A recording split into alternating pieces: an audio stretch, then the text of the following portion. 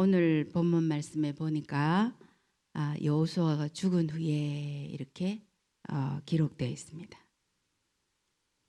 앞서 여호수아에서도 여호수아 1장 1절에서도 하나님의 종 모세가 죽은 후에 이렇게 기록이 되어 있죠. 그 말은 이렇게 지도자가 죽은 다음에 새로운 시대가 열린다는 것을 이제 말씀하고 있는 것이죠.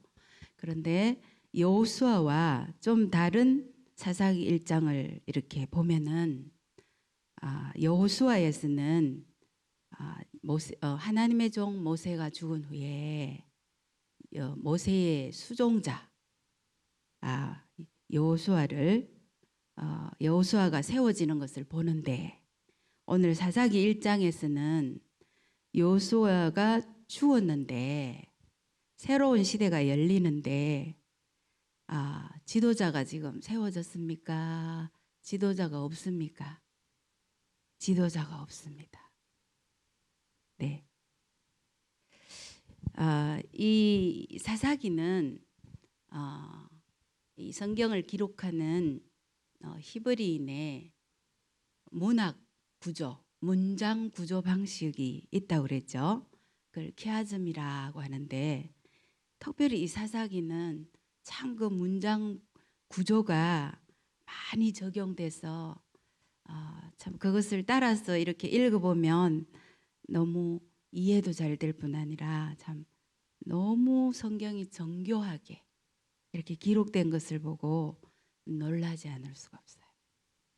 오늘 1장 1절이 이제 지도자가 없다 하는 것을 알게 되는데, 1장 1절에 이 처음 이것과 사사기가 제일 끝이 21장이잖아요. 그죠? 21장 우리 마지막으로 한번 넘겨보실까요? 21장 25절을 한번 넘겨보십시오. 거기 보면 바로 첫머리에 있는 그 문장과 이 끝머리에 있는 21장 25절이 짝을 이루는 거예요. 우리 같이 한번 읽어봅시다. 시작. 그때에 이스라엘에 왕이 없으므로 사람이 각기 자기의 소견에 옳은 대로 행하였더라. 이렇게 기록되어 있어요.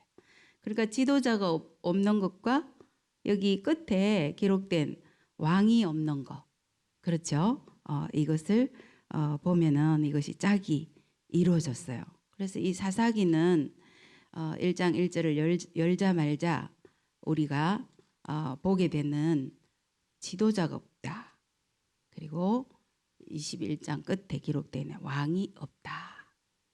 그러다 보니까 이 사사시대는 바로 약 350년이라는 기간 동안에 사사들을 보내어서 다스리게 되는 그런 이야기를 중심으로 하나님이 말씀하시고자 하는 의도가 정확히 기록되어 있어서 오늘 우리에게까지 이 말씀을 하고 있는 것을 보게 돼요.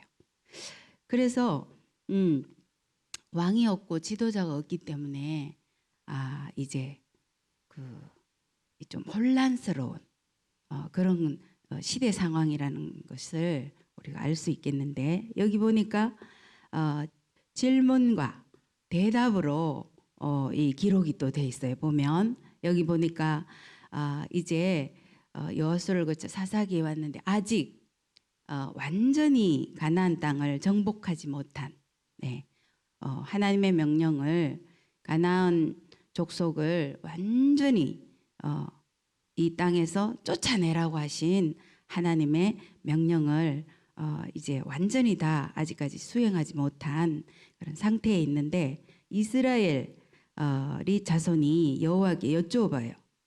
보니까 누가 먼저 올라가서 가나안 족속과 싸우리까 이렇게 물어요. 그랬더니 하나님께서 말씀하세요. 대답하세요. 유다가 올라갈지니라. 그렇게 대답하세요. 그리고 2절에 보니까 대답하는 동시에 이 땅을 그의 손에 넘겨주었노라. 이렇게 하나님께서 약속을 해주셔요. 올라가서 유다가 먼저 올라가서 싸우게 되면 하나님께서 싸우기 전에 이미 약속하셨다는 거예요. 하나님은 미리 우리에게 약속하시는 하나님. 그래서 약속을 붙들면 반드시 이 전쟁은 누가 이긴다 진다? 이기는 전쟁이라. 그래서 하나님이 이렇게 약속하시는 거 아직 싸우러 올라가지도 않았는데 이기는 전쟁을 뭐라고 하냐면 이미 이긴 전쟁이다. 그래서 나타피 전쟁이라 그래요. 나타피. 하나님이 이미 이기게 한 전쟁. 저와 여러분이 예수 그리스도로 말미암아 구원받은 백성이 되었는데 하나님은 그리스도 예수 안에 있도록 수많은 약속들을 주셨어요. 그래서 그 약속을 부여잡고 예수 그리스도 안에 있으면 악한 사탄이 또 죄가 장성하여 우리를 덮치려고 할지라도 우리는 어떻게 될까요? 넉넉히 이겨서 하나님의 기쁨이 될 수 있다는 거예요. 할렐루야. 근데 여기는 보니까 1장 1절에는 유다 하나님께 여쭤볼 때 누가 먼저 올라가서 누구랑 싸운다고 합니까? 가나안 족속. 그러게 싸움의 대상이 누굽니까? 이방. 하나님이 쫓아내라고 한 가나안 족속이에요. 그런데 아까 읽었던 마지막 사사기 20장에 보면 20장 18절을 여러분도 한번 열어보세요. 이게 또 이제 또 짝이 될 수 있죠. 18절에 보면 같이 한번 읽어보십시다. 20장 18절 시작. 이스라엘 자손이 일어나 베델에 올라가서 하나님께 여쭈어 이르되 우리 중에 누가 먼저 올라가서 베냐민 자손과 싸우리까 하니 여호와께서 말씀하시되 유다가 먼저 올라갈지니라 하시니라. 그렇죠? 이번에도 또 이스라엘 백성이 물어봤어요. 누가 먼저 올라가서? 이번엔 누구하고 싸운다고 합니까? 베냐민 자손과 싸우리까. 하나님이 가나안 7 족속을 쫓아내라고 했지. 이 베냐민 자손은 누굽니까? 바로 12지파 아닙니까? 바로 형제 아닙니까? 이거 베냐민 자손과 싸우리까 그래요. 이 앞장을 읽어보면 베냐민 지파가 매우 잘못했어요. 그래서 하나님 말씀을 너무나 악한 쪽으로 이제 정면으로 어기고 음행하고 이렇게 했기 때문에 이제 이스라엘 족속들이 이렇게 싸우겠다고 하는 거지만 이 앞에서 이렇게 짝을 맞춰서 읽어보니까 점점 뒤로 갈수록 어떻게 될 것 같습니까? 시대 상황이 어지럽겠다, 어둡겠다, 매우 악하게 되겠다 하는 상황이세요. 동족끼리 싸우겠다는 거예요. 그렇죠? 그런데 여기에 하나님이 대답은 해주시는데 1절에 약속된 것처럼 1장 2절에 약속된 것처럼 내 손에 넘겨주었노라 하는 이런 약속은 없어요. 허락은 했지만 허용은 했지만 약속이 없습니다. 하나님의 마음을 알 수 있겠죠. 오늘 1장 3절에도 보면 이제 유다가 하나님 말씀을 듣고 이제 가나안 족속과 싸우러 올라갈 때에 시몬에게 함께 올라가자. 그러면 내가 먼저 약속된 분배받은 땅을 얻은 다음에 너와도 함께 가서 하겠다는 거예요. 하나님은 이렇게 이스라엘 12지파 형제들과 함께 하면서 이렇게 형제우를 나누기도 원하셨어요. 근데 이것이 사사기 전체를 읽어보면 서로 계산하고 서로 자기가 먼저 차지한 땅에서 안일하게 자리를 잡고 그리고 서로 함께하지 않는 이런 악한 모습들을 많이 보입니다. 그래서 어저께 이제 우리 사사기를 열면서 우리 김성원 목사님이 개관을 잘 해주셨고 또 어저께 수요일에 우리 이현우 목사님께서 이 구조를 하나 열어주셨어요. 보면은 이 이스라엘 백성들이 하나님의 말씀을 여호수아의 사사기가 열리기 전 여호수아 마지막에 어떻게 약속하셨습니까? 내가 섬기던 다른 신들은 어떻게 하기로 했어요?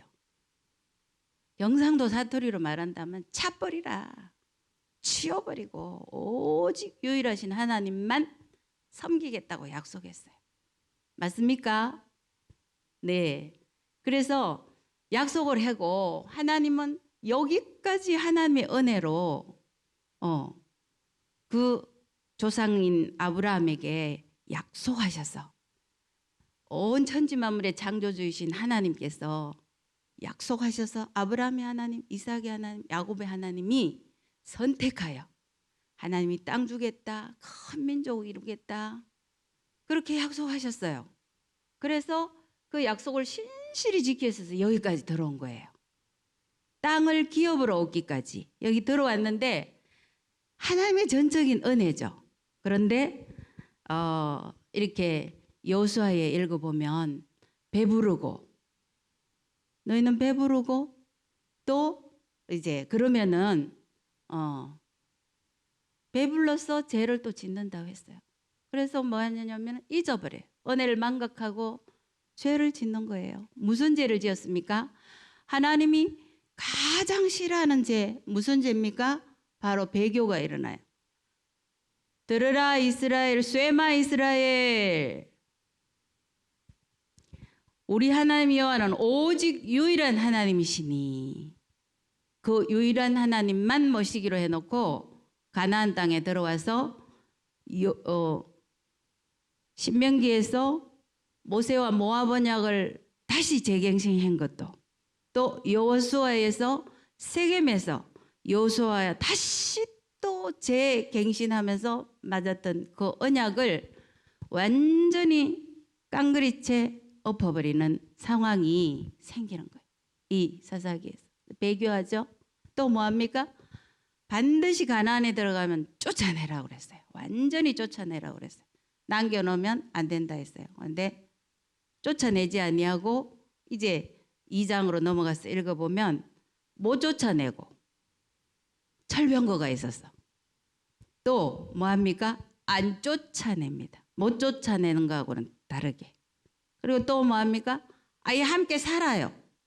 그러다가 또 다음 지파는 어떻게 됩니까? 아예 밀려서 쫓겨나기도 해요. 하나님의 약속을 신실하게 따르지 못함으로 엉망진창이 되죠. 징계가 내려오죠. 심판하시는 하나님.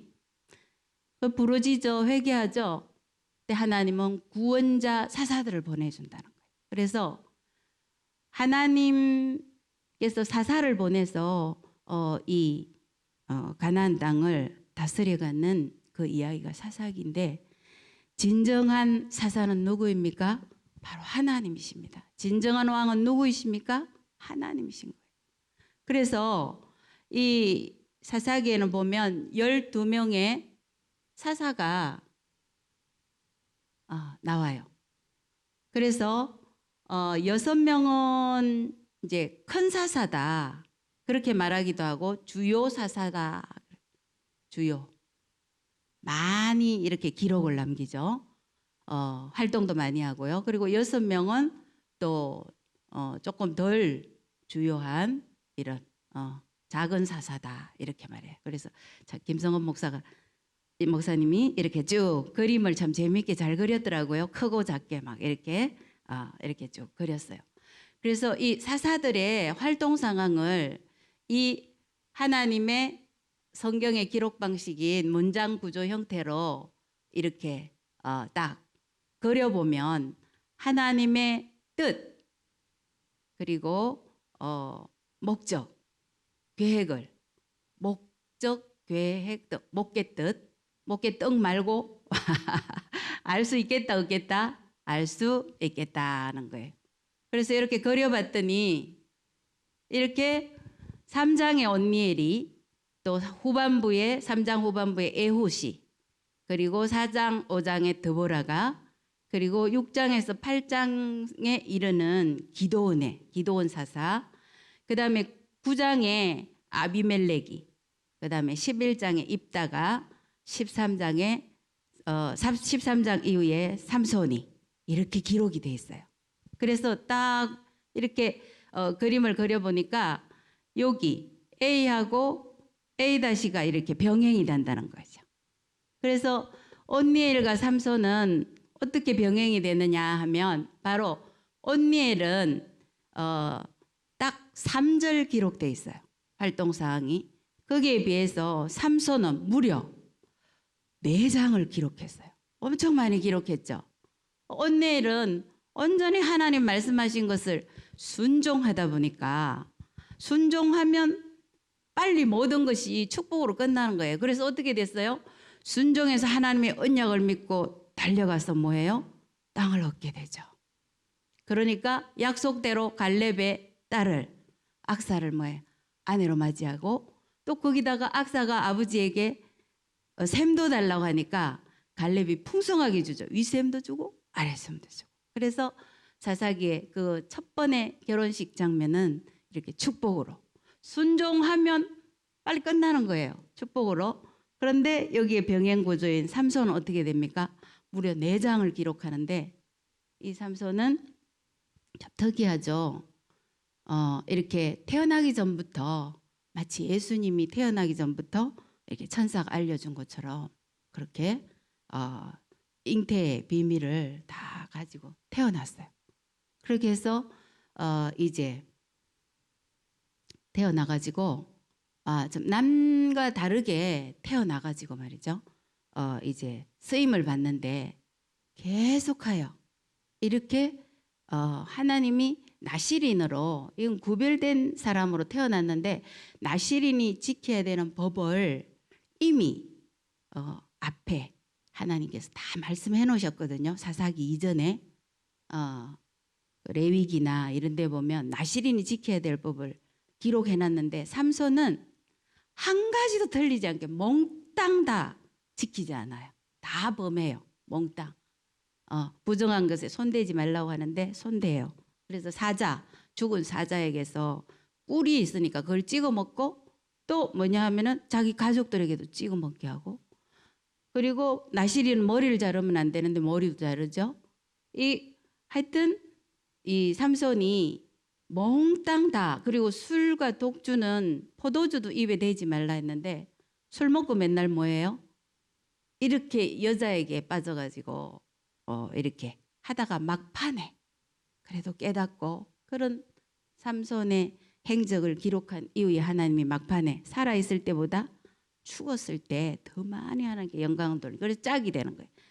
참된 모델과 그 다음에 삼손은 아주 비극의 사사로 그리고 이제 에옷이 입다하고 이렇게 짝이잖아요. 그죠? 비하고 비다시가 그러면 이거는 뭐냐? 이거는 이제 그 장애가 있는 거예요. 조금 부족함이 있는. 에옷이 뭡니까? 소외계층이에요. 이 왼손잡이잖아요, 그죠? 왼손잡이. 우리도 어릴 때 왼손잡이로 밥 먹으면 야단 많이 맞고 그랬잖아요, 그죠? 그런데 이 입다는 또 뭐냐? 기생의 아들로 태어났어요. 그래서 하나님이 사사로 이렇게 부름받기에 매우 연약한 부분들을 가지고 있는 소외계층임에도 불구하고 하나님께 쓰임을 받아서 이렇게 이제 다스리게 되죠. 또 여기 시를 보면은 드보라와 아비멜렉이 있어요. 이 드보라는 여성 이제 사사로 또 여성 선지자로 서임을 받게 되는데 지금은 많이 바뀌었지만 그때 당시만 해도 여성은 이 숫자를 셀 때 숫자에도 안 들어가던 그런 암울한 시대였는데 특이하게도 드보라가 쓰임 받게 되죠. 근데 이 아비멜렉도 역시 특이합니다. 왜냐하면은 아비멜렉은 바로 기도온의 아들인데 스스로 왕이 됐어요. 스스로.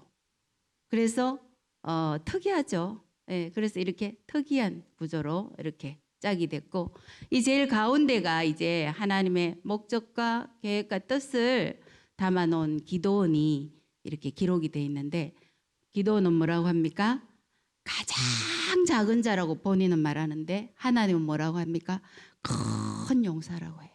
그래서 하나님의 영이 임하였을 때 그는 스스로 작은 자라고 하였으나 하나님께 쓰임 받아서 이제 하나님께 여러 가지 이제 정표를 요청하죠.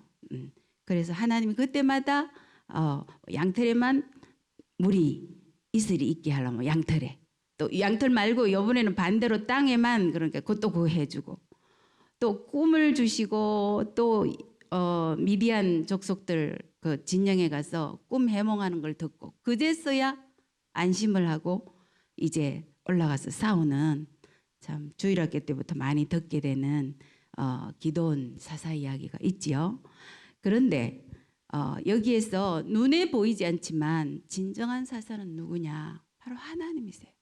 그래서 여기 기도원을 기록한 8장 우리 함께 한번 찾아보겠습니다. 8장 기도원의 이야기의 마무리에 있는 8장 22절 22절과 23절을 우리 같이 한번 읽어보겠는데 22절에 기도원이 이제 이 전쟁에서 미디안 족속들을 물리치고 또 그 뒤에 이제 세바와 살문나를 이제 힘을 얻고서 이제 물리친 다음에 백성들이 이렇게 말합니다. 같이 읽겠습니다. 시작. 그때에 이스라엘 사람들이 기드온에게 이르되 당신이 우리를 미디안의 손에서 구원하셨으니 당신과 당신의 아들과 당신의 손자가 우리를 다스리소서 하는지라. 기드온이 답합니다. 기드온이 그들에게 이르되 내가 너희를 다스리지 아니하겠고 나의 아들도 너희를 다스리지 아니할 것이요 여호와께서 너희를 다스리시리라 하니라. 아멘. 이게 사사기 전체의 핵심을 여기다 담아 놓으셨어요. 하나님께서.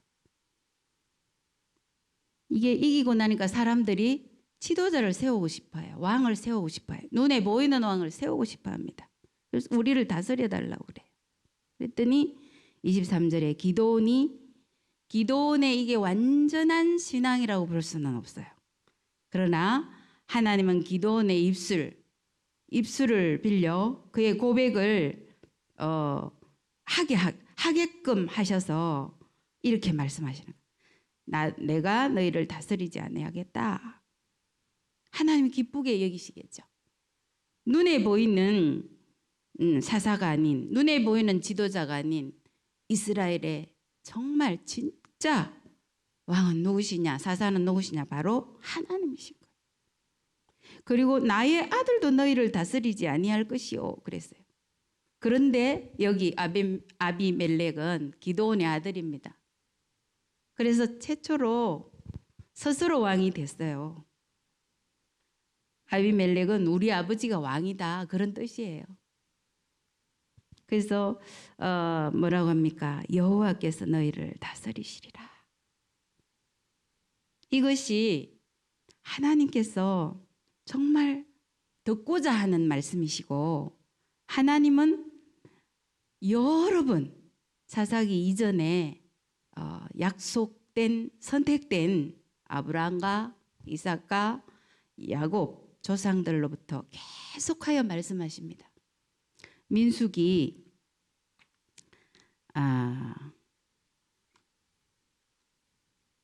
15장 41절을 보면 하나님이 왜 아브라함을 선택해서 이 천지 만물을 창조하신 하나님께서 아브라함을 선택하고 이삭에게 복을 주고 15장 41절입니다. 예, 그리고 구원해내서 강야를 건너는 여정을 지나면서 여호수아를 통하여 여기까지 인도하셨는가?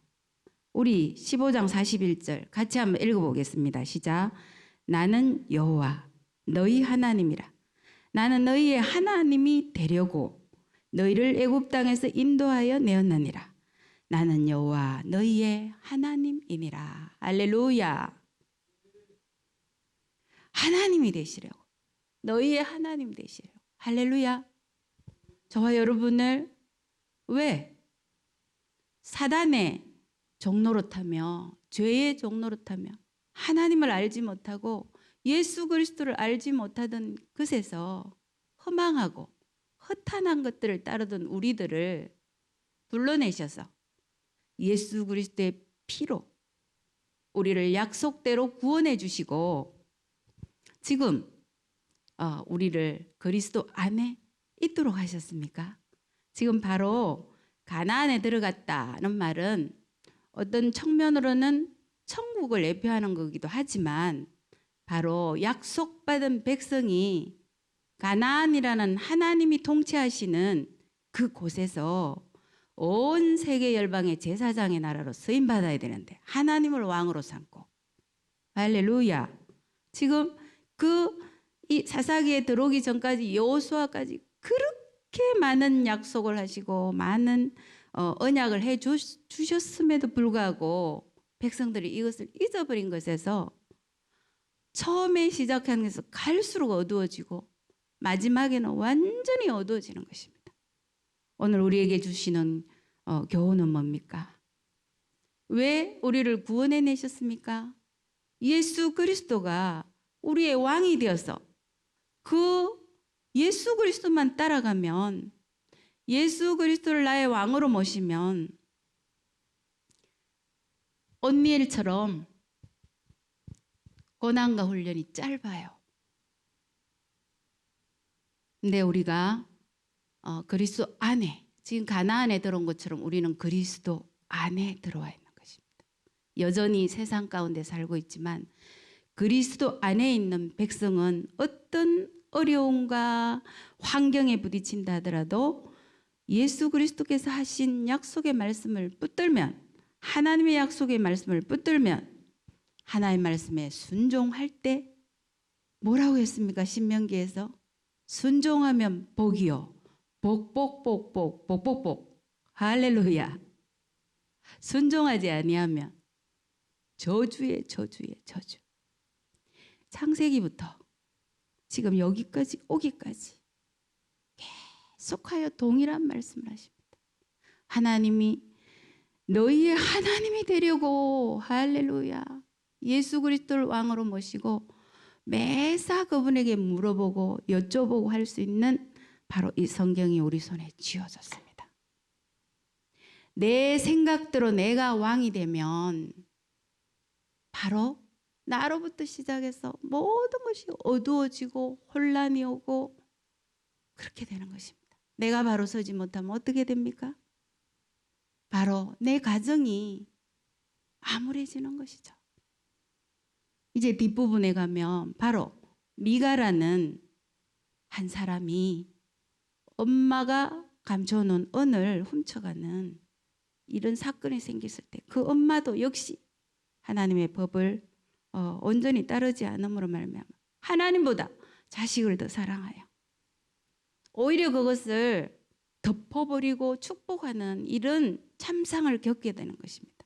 그것으로 인하여서 그 훔친 그것으로 신상을 만들어 얼마나 악하게 하나님이 분명히 약속하셨지요. 오직 하나님은 한 분, 유일하신 하나님은 한 분뿐이라고.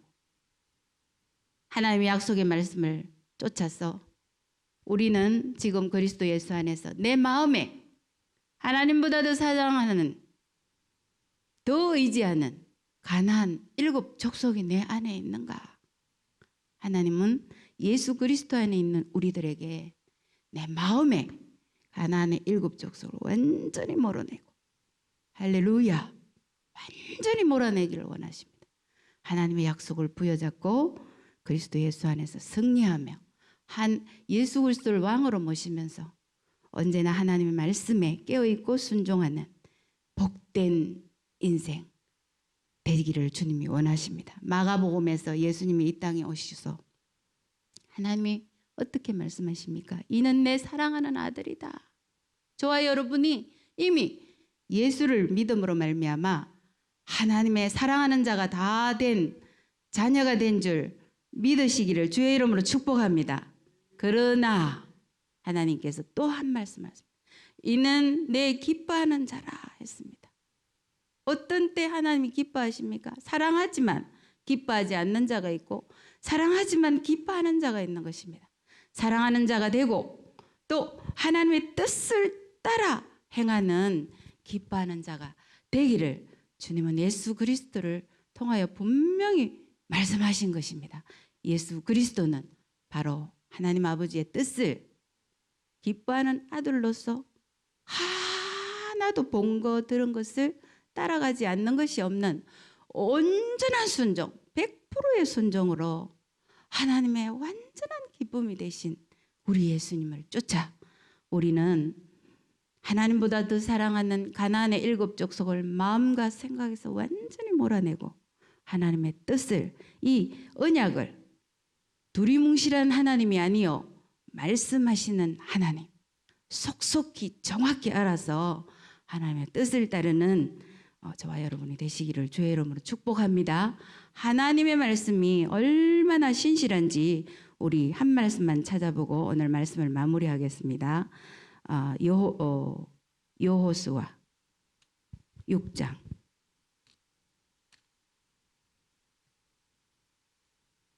바로 앞에 있죠. 사사기 앞에 여호수아 6장 26절.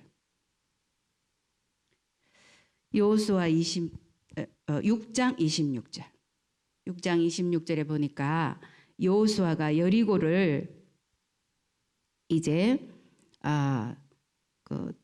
이겼을 때, 쳐들어갔을 때 이기고서 하나님께서 이기게 하셨잖아요, 그죠? 칼과 창으로 이긴 게 아니잖아요. 이긴 다음에 이렇게 약속하십니다. 우리 같이 읽어보겠습니다. 시작. 여호수아가 그때 맹세하게 하여 이르되 누구든지 일어나서 이 여리고성을 건축하는 자는 여호와 앞에서 저주를 받을 것이라. 그 기초를 쌓을 때 그의 맏아들을 잃을 것이요 그 문을 세울 때에 그의 막내 아들을 잃으리라 하였더라. 그러니까 이 여리고성을 다시 건축하면 어떻게 되겠어요? 완전 망하는 역사가 일어난다는 거예요. 그래서 지금도 여리고성은 목사님하고 성지순례를 가보니까 건축되지 못했어요.